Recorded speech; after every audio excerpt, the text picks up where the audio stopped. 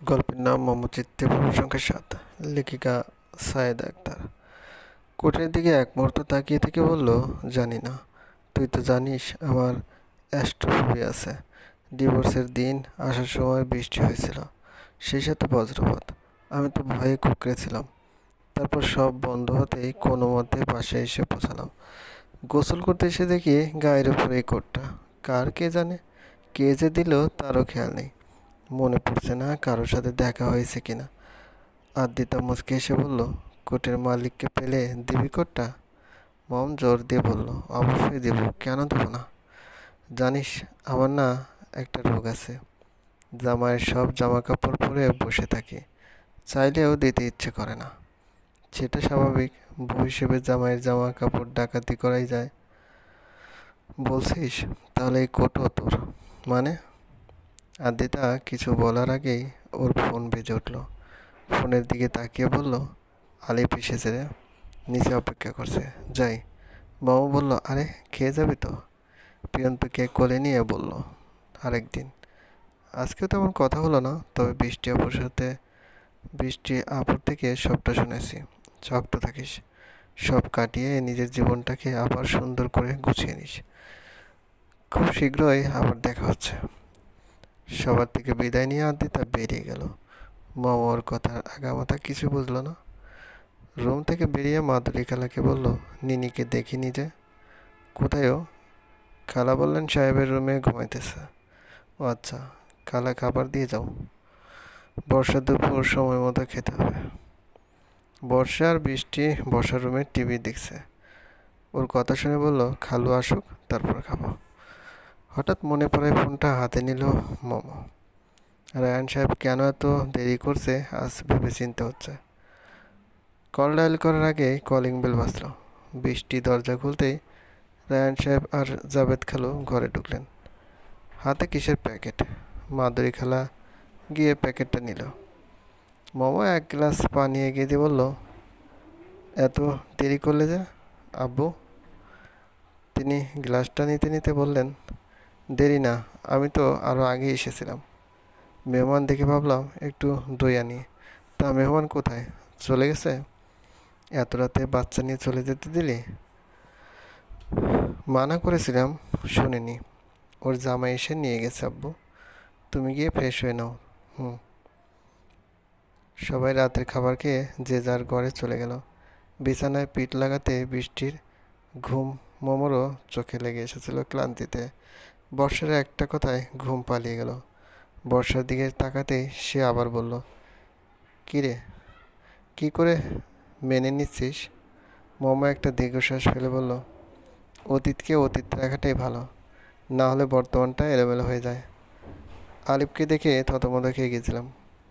তুই যেমন ছবি দেখিয়েছিলি তেমন চেহারাটাই আছে এখনো। হুম। আদ্রিতাকে তো চিনি না, তাই ভেবেছিলাম বউ দেখাতে এসেছে। পরে বুঝলাম আদ্রিতা তোর বান্ধবী।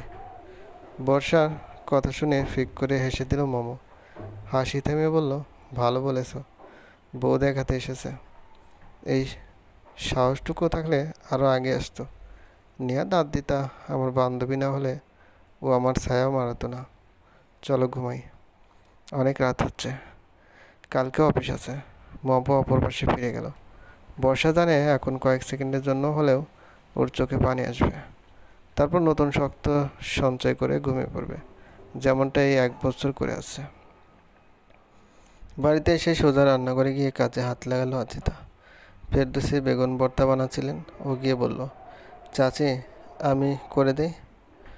তিনি একবার তাকিয়ে ফের কাজে মন দিয়ে বললেন, প্রায় শেষ, তুই ফ্রেশ হয়ে নে, সবাই তোর জন্য অপেক্ষা করছিল। টেবিলে সবাইকে ডাকতো, দেরি হয়ে যাচ্ছে। আদিতা কিছু বলবে বলবে করেও বলতে পারল না। এভাবে একলা না বলে সবাই যখন গল্প করবে তখন কথাও তুলতে হবে। 11টার মধ্যে খেয়ে বসার রুমে আরাম করে বসলো সবাই। কে কী করলো সারাদিন সেটা নিয়ে আলোচনা পর্যালোচনা চলছে। ছেলেরা সবাই ব্যবসার কথা আলোচনা করছে, আর বাকিরা তাদের নিজস্ব কথা বলছে। আদিতা মনে মনে কথা গুছিয়ে নিয়ে একটা হাঁক ছেড়ে বলল, আমার কাছে একটা সুখবর আছে। সবাই ওর কথা শুনে তাকালো। অনির নীলি আগ্রহ নিয়ে জিজ্ঞেস করলো, কি কি কি? আদিতা গলা পরিষ্কার করে বলল, ভাইয়ের কোটের খোঁজ পাওয়া গেছে। ঋতু এক লাফে আদিতার কাছে গিয়ে বলল, কে সে? দেখতে কেমন? কোথায় থাকে? ভাইয়ের সাথে কেমন লাগবে? আদিতা ওকে শান্ত করে বলল, আরে বস বস, সব বলবো বলেই তো এখন কথাটা তুললাম। আমার এক কলেজ ফ্রেন্ড আছে, যে মনে আছে মোমো নামে? নার্স চাচি বললেন, ওই যে তোর থেকে একটু বাড়তি ছিল, যে ওই মেয়েটা। ও এখন বাড়তি নেই, যথেষ্ট লম্বা হয়ে গেছে, আমার থেকে যদিও আধা ইঞ্চি কম। আজকে মোমোর আলমারিতে ভাইয়ের কোটটা দেখেছি। ঋতু অস্থির হয়ে বলল, আরে আমার প্রশ্নগুলো তো উত্তর দিচ্ছ না দীপু, বলো না কেমন নিক্ষণ পিছন থেকে চাটি মেরে বলল, অপেক্ষা কর। অপেক্ষা কর না, বলতে দে ওকে। আগে থেকে পক পক করলে বলবে কি করে? কনক চাচি জিজ্ঞেস করলেন, আসলে বল না মেয়েটা দেখতে কেমন? আদিতা ফোন বের করে বলল, দাঁড়াও দেখাচ্ছে। ও একটা ছবি দেখালো। মোমো প্রিয়ন্তকে নিয়ে দাঁড়িয়ে আছে আলমারির কাছে। সবাই ছবিটা দেখতে লাগলো। বোনেরা কাড়াকাড়ি লাগিয়ে দিল ছবি দেখতে গিয়ে। আদিতা বলল, ছবিতেই দেখো, আলমারিতে কোটটা দেখা যাচ্ছে।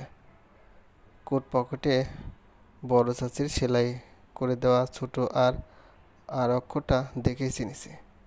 মোমোর রিসেন্টলি বিয়ে হয়েছিল 1 মাস হবে, কিন্তু জামাইয়ের অন্য জায়গায় সম্পর্ক থাকায় কদিন আগে ডিভোর্স হয়ে যায়। নার্স চাচি আফসোসের সুরে বললেন, আহারে, মেয়েটা দেখতে তো বেশ ভালোই। আফসোসের সুরে বললেন, আহারে, মেয়েটা দেখতে তো বেশ ভালোই। কে বলবে তার জীবনে এমন হয়েছে? ডিভোর্সের কথাটা শুনে সবার উৎসাহ যেন ফ্যাকাশে হয়ে গেল। ঋতু কেমন দমে গিয়ে বলল, আর আমি ভাবছিলাম, বলে চুপ করে গেল। আদিতা বলল, তোমরা যদি রাজি থাকো তো আমার একটা প্রস্তাব আছে। মমকে আমি যতটুকু চিনি ও খুবই ভালো মেয়ে, ঘরোয়া মেয়ে বলা চলে, তবে রিসেন্টলি ডিভোর্স হওয়ার পর একটা জব করছে। কোথায় করছে সেটা অবশ্য জানা হয়নি। আমার প্রস্তাব এই যে, আমি চাই তোমরা ভাইয়ের জন্য ওকে পছন্দ করো। সবাই চুপ করে রইল। দাদি রওশনারা মুখ পানি নিয়ে বললেন, দাদু ভাই, একবার এনো তো ওকে, আমি দেখব। যদি আমার মন জয় করতে পারে তবে ওকে আমি নাতবু বানাবো। কেউ কিছু না বলে নিজেদের মধ্যে কথা বলতে লাগলো। মমকে দেখার আগে কেউ আর কথা বাড়াতে চায় না। দেখে সিদ্ধান্ত নেওয়া হবে যে তাদের জীবন কোন দিকে মোড় নেবে। রাতে প্রিয়ান্তকে বিছানায় শুয়ে দিয়ে আদিতা পোশাক বদলাতে গেল। আলিফ এসে বিছানায় বসলো মেয়ের সাথে খেলা করতে। হঠাৎ প্রিয়ান্তর গলায় চেনটা দেখে চমকে উঠল। চেনটা চিনতে অসুবিধা হলো না ওর, কারণ লকেটের উপরে খচিত নকশাটা আলিফ নিজে হাতে একে কারিগরকে দিয়ে বানিয়েছিল, আর এই চেনই সে মমকে দিয়েছিল। আলিফের চিন্তার ছেদ ঘটিয়ে আদিতা এসে বসলো পাশে। আলিফ জিজ্ঞেস করলো, এই চেনটা কে দিয়েছে? মমো। সুন্দর না? তার ব্যবহৃত জিনিস আমার মেয়েকে দিয়েছে কেন? তো কি হয়েছে? তুমি কি করে জানলে ব্যবহৃত? সেটা দেখে বোঝা যায়। আর তাছাড়া তুমি তো হুট করে গেছো, এর মাঝে সে নতুন চেন কোথা থেকে কিনবে? যাও, এটা খুলে নাও। থাকুক না, দেখো প্রিয়া এটা নিয়ে খেলা করছে, ওরও পছন্দ হয়েছে, মানিয়েছে ওকে খুব। আলিফ বিরক্ত হয়ে শুয়ে পড়ল। কড়া গলায় বলল, তাড়াতাড়ি লাইট নিভিয়ে শুয়ে পড়ো, আর কাল যেন ওর গলায় চেনটা না দেখি। ওর এখনও এসব দেওয়ার বয়স হয়নি, বলেই চোখের উপর হাত দিয়ে চুপ করে রইল। আদিতা মন খারাপ করে চেনটা খুলে আলমারিতে রেখে শুয়ে পড়ল। আলিফ দিন দিন কেমন হয়ে যাচ্ছে। চোখের সামনে চেনা মানুষ অচেনা হলে সহ্য হয় না কেন কে জানে। মিনহাস একজন থেকে একটা ফাইল বুঝে নিচ্ছিল, তখনই মোমো সালাম দিয়ে নিজের জায়গায় গিয়ে বসলো। ও মোমোকে দেখে চিন্তা করতে লাগলো, ওকে কোথায় যেন দেখেছে মনে হচ্ছে, কিন্তু মনে করতে পারছে না। ওর দিকে কতক্ষণ তাকিয়ে থেকে হঠাৎ মনে পড়লো কালকে আদিতার ফোনে মোমোর ছবি দেখেছে, নামটাও মিলে গেছে। তাহলে মোমো ওদের কোম্পানিতে কাজ করে? মিনহাস কাজ থেকে ফ্রি হয়ে আদিতাকে ফোন করে বলল, তোর বান্ধবী তো আমাদের কোম্পানিতে কাজ করে। তাই নাকি? তো কাল বললে না যে? মাথা থেকে ছুটে গিয়েছিল। দরকারি জিনিসই তুমি ভুলে যাও ভাইয়া। যাও হোক, তাহলে আমি দুপুরে ব্রেকে ওকে নিয়ে আসবো বাসায়। তুমি বড় চাচার থেকে পারমিশন নিয়ে নাও। দেখি দেখি না, আমি আসছি ওকে নিতে, বলে আদিতা ফোন কেটে দিল। মিনহাজ একটা নিঃশ্বাস ফেলে ফাইল নিয়ে দরজায় নক করলো। ভিতরে রাকিব হাসান বসে কাজ করছেন। ও ঢুকে বলল, ফাইলগুলোয় সিগনেচার লাগবে। তিনি ওর দিকে না তাকিয়ে বললেন, রেখে যাও। ফাইল রাখতে রাখতে বলল, মেয়েটা আমাদের কোম্পানিতে জব করে। কথাটা শুনে তিনি সব প্রশ্নে তাকিয়ে বললেন, কোন মেয়ে? আদ্রি যার কথা বলল কালকে। এখনও আসছে মমকে বাড়িতে নিয়ে যেতে লাঞ্চের পরে, তাই বলছে ওকে ছুটি দিয়ে দিতে। রাকিব হাসান একটা দীর্ঘশ্বাস ফেলে বললেন, ওকে বলে দিস। মিনহাজ চলে গেলে উনি চেয়ারে হেলান দিলেন। রওশন আর কথা উনি ফেলতে পারেন না। বাবা মারা যাওয়ার পর মাকে অনেক আগলে রাখেন তিন ভাই। মমকে যদি পছন্দ হয়ে যায় তবে কেউ না করবে না, সেটা জানা কথা। দুপুরে ব্রেক টাইম শুরু হয়ে গেছে, কিন্তু মম এখনও চেয়ারে থেকে ওঠেনি। কাজ শেষ হচ্ছে না, খেতে যে যাবে সেই সময় হয়তো হবে না। ক্লান্তি আর খিদেয় আপনি একটা দীর্ঘশ্বাস বের এলো। ও ডেস্কের সামনে গিয়ে এসে বলল, কে কাজ করতে করতে হাঁপিয়ে গেলি নাকি? মম তাকিয়ে দেখলো আদ্রিতা ওর সামনে হাসি মুখে দাঁড়িয়ে আছে। ও একটু অবাক হওয়া সুরে বলল, তুই এখানে কি করে ঢুকলি কিভাবে? বাইরের মানুষ তো তারা অ্যালাউ করে না। আরে ওকে বাবা, এত চাপ নেওয়ার কিছু নেই। এখানে কেউ কিছু আমাকে বলবে না। কেন? এটা আমার বড় চাচার কোম্পানি, তাই। এখন ওঠ। আগে বলিসনি তো আগে বলিসনি তো আমি কি জানতাম নাকি তুই আমার চাচার কোম্পানিতে জব করিস? যা হোক, ভালোই হয়েছে। এখন চল। কোথায়? আমার বাসায়। চাচাকে বলে ছুটি নিয়েছি তোর জন্য। আমার অনেক কাজ। দূর চল তো। কাজ আমি ভাইয়াকে বলে কমিয়ে দেব। ভাইয়া? মিনহাজ আমার বড় ভাই। এখন চল। আদ্রিতা ওর ব্যাগ গুছিয়ে হাত ধরে হাঁটা দিল। মমকে বেগ পেতে হচ্ছে। ও কিছু বলার আগে ওকে নিয়ে অফিসে বাইরে চলে এলো। গাড়ির দরজা খুলে ওকে ঢুকতে ইশারা করে নিজে উঠে বসলো। গন্তব্য আদ্রিতাদের বাড়ি। চলবে।